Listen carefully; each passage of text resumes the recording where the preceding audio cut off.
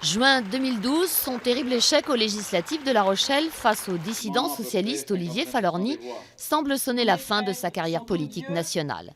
Mais c'est mal connaître Ségolène Royal, travailleuse infatigable. Sa carrière débute très tôt sur les bancs de l'ENA, où elle rencontre François Hollande, le futur père de ses 4 enfants. Très vite, après sa sortie de l'école, elle intègre le pouvoir pour travailler aux côtés de François Mitterrand, qui lui confie les affaires sociales et l'environnement. Parallèlement, elle s'implante dès 1988 dans les Deux-Sèvres, une circonscription réputée ingagnable par la gauche. Elle devient vite une personnalité incontournable à gauche, effaçant même son époux. Ministre de l'Environnement sous Bérégovoy, ministre de l'Enseignement sous Jospin, ministre de la Famille toujours sous Jospin, elle continue son ascension en région en raflant la présidence du Conseil régional de Poitou-Charentes en 2004.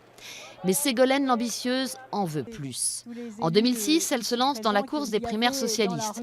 Malgré plusieurs coups bas de son propre camp, c'est elle qui est choisie pour représenter le PS et elle devient ainsi la première femme à se présenter à l'élection présidentielle en 2007.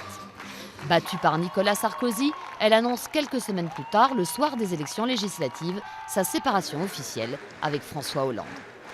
Pugnace, elle ne renonce pas et en 2011, elle se représente à la primaire socialiste mais sera balayée dès le premier tour. Ses larmes sont à la hauteur de sa déception.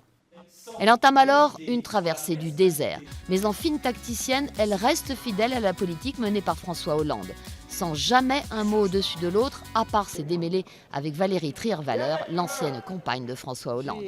Depuis quelques mois, ses proches avaient senti le vent du changement, faisant savoir qu'elle méritait une place de choix au gouvernement.